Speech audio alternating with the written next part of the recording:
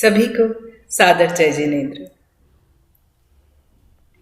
आज मैं आपको श्री मुक्तावली व्रत कथा सुनाने जा रही हूं, जो कि इस प्रकार है। मगध देश में राजगृह नगर हुआ करता था। वहां के राजा श्रैनिक और रानी चेलना थी। रानी चेलना धर्मशील और गुणवती थी। एक समय विपुलाचल पर्वत पर 24वें तीर्थंकर श्री महावीर स्वामी का समवशरण आया। यह सुनकर राजा बहुत आनंदित हुए और सपरिवार वंदना को गए। वहां उन्होंने श्री जिनेन्द्र देव की पूजा की और गंधर से प्रश्न किया, हे स्वामी, मुक्तावली व्रत का विधि विधान बताने की अनुकंपा कीजिए। श्री गौतम गंधर ने उत्तर दिया कि जम्बूद्वीप के भरत क्षेत्र की पूर्व दिशा में अंग नामक एक देश है, जिसमें अति सुंदर चंपापुर नगर है। इस नगर में सोम शर्मा ब्राह्मण था। उसके घर में एक लड़की थी जो यौवन के मद से भरपूर थी।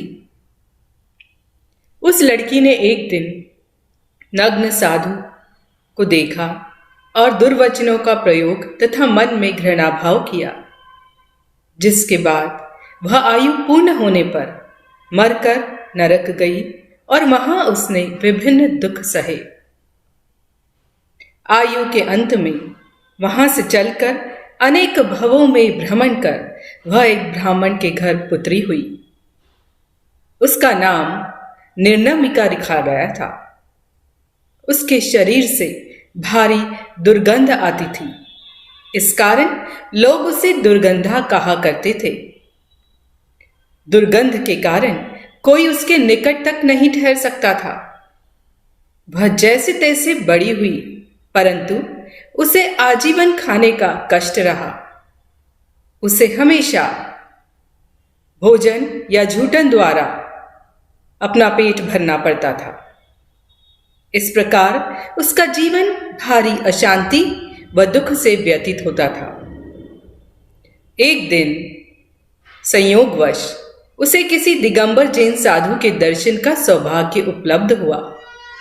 दुर्गंधा ने उन्हें नमस्कार किया और प्रश्न किया कि हे गुरुदेव, मैंने ऐसा कौन सा विशाल पाप किया था जिसके कारण मेरा शरीर दुर्गंधमय हुआ और जीवन सतत दुखपूर्ण रहा?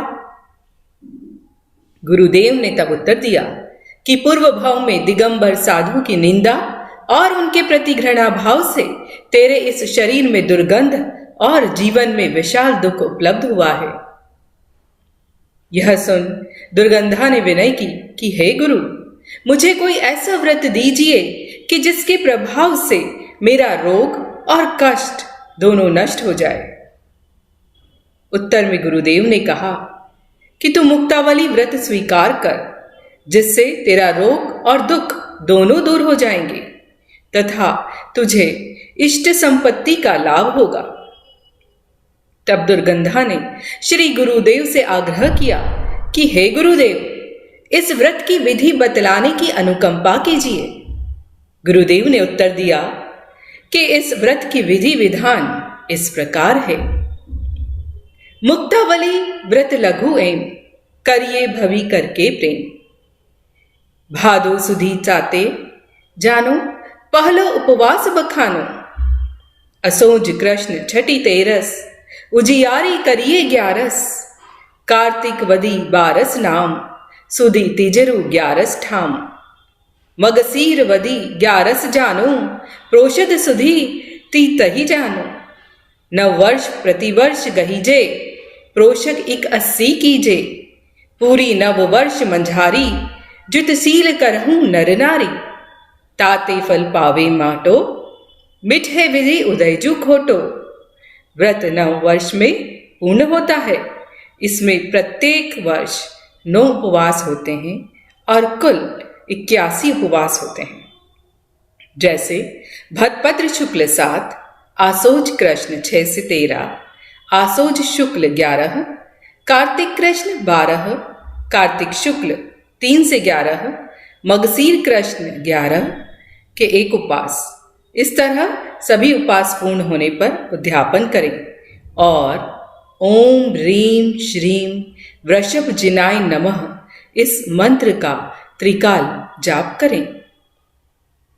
व्रत के दिन विधि पूर्वक अभिषेक, पूजन, सामाजिक कथावाचन किया जाए तथा आरंभ व परिग्रह का त्याग करें। नववर्ष पर्यंत व्रत कर उद्यापन किया जाए।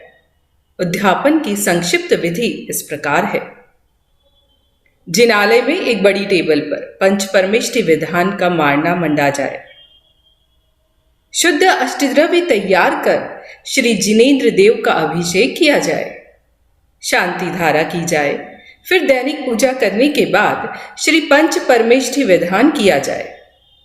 तत्पश्चात विधि पूर्वक हवन भी किया जाए।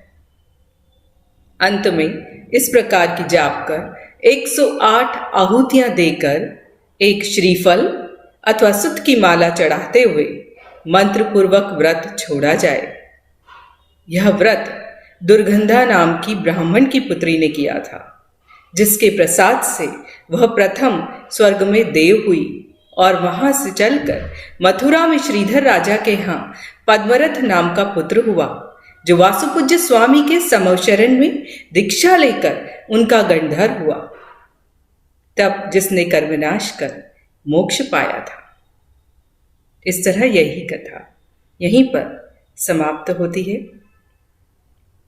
हमें इस कथा का भावपूर्वक वाचन कर तदनुसार व्रत रखना चाहिए, जिससे हमारे अशुभ कर्मों का नाश हो, पाप कर्मों का क्षय हो और हम मोक्ष की तरफ आगे बढ़ें। जय जिनेन्द्र।